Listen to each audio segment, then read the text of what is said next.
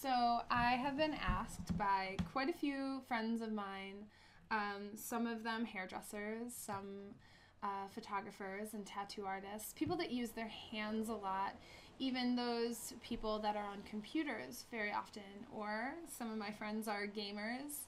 So to any of you out there that use your hands very often, even one of my friends just has some pregnancy carpal tunnel. So those of you with any sort of carpal tunnel, inflammation, arthritis, hand pain, numbness, etc., this is a video for you.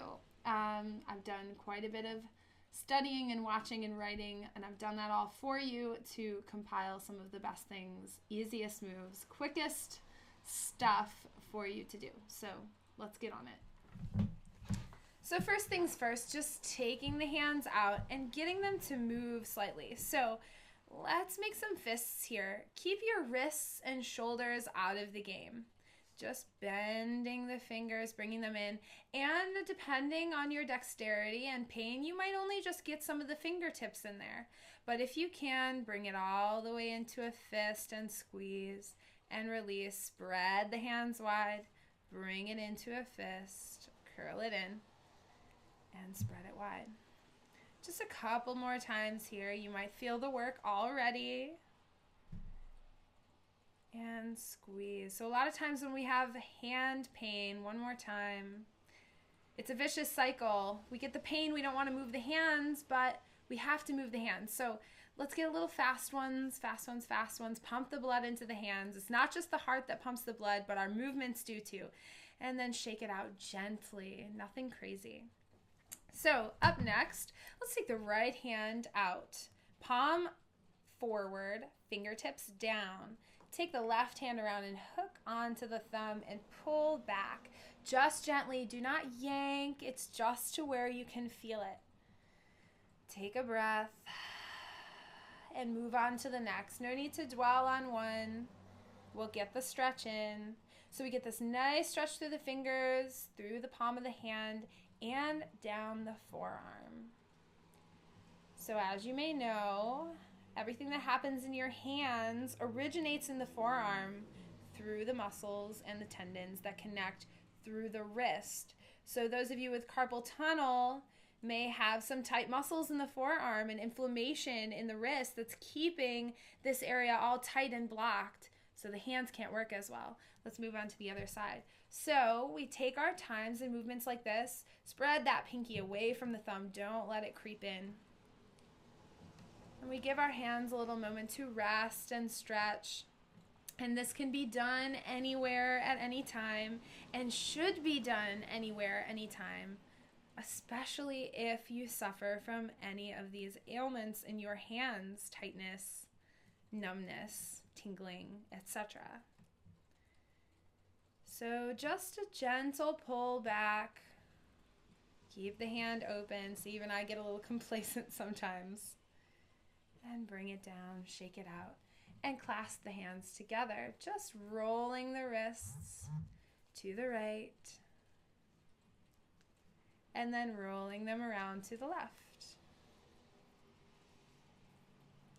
All right. So taking the palms open and closed a couple times again. Squeezing in, getting that blood flow moving. And then taking the opposite hand, opposite thumb to opposite hand, and just kind of rolling through here along the palm of the hand. So little circles with that thumb and press into it. Don't be shy. Get in there. And just a couple of times around the palm. Maybe some little inchworm movements here, just kind of wiggling the thumb up through any areas of tension. And then taking the time to pull the fingers just slightly. Getting a little release of energy as you snap off the end of each finger. And then we'll move on to the other hand. So little circles through the palm. Get in there. Get a little arm work too, and that's okay. We'll release through those forearms as well. Maybe some of those little inchworm movements, just kind of wiggling in. And then pulling down through the fingers. Feels really good, and it's really simple. So now, the forearms. All of these muscles in here can get really tight, and they move up, and that's where the tendons connect. That's where we get some problems. So one of the simplest things you can do is grab onto the forearm with the opposite hand and squeeze.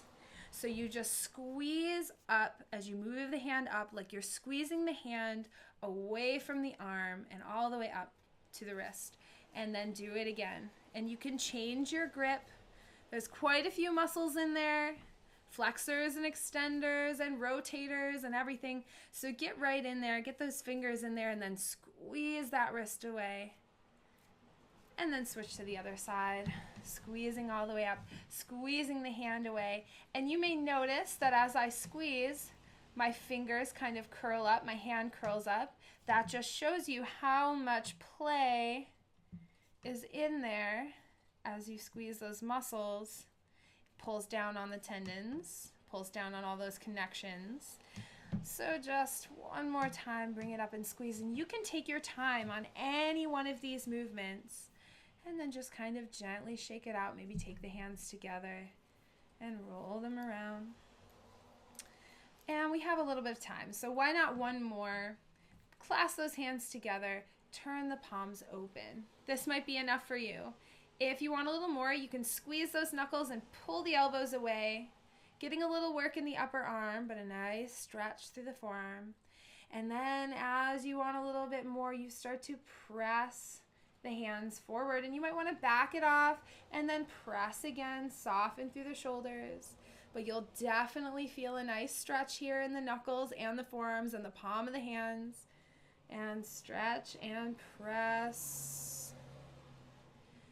And bring it back in. Roll through those wrists. Maybe squeezing the fists a few times. Maybe feeling a little crack and a pop here and there. Just getting in there. Counter stretching that backward stretch. Shaking it out. And moving on with your day. It takes no time. This video was like 7 minutes long. If you don't have 7 minutes, you need to get your priorities straight. If you have any questions, comments, concerns, that's what the comment area is for underneath. I will put my email address, and I will be having more of these. There's definitely a lot more things you can do with the hands and wrists, so stay tuned. Thanks.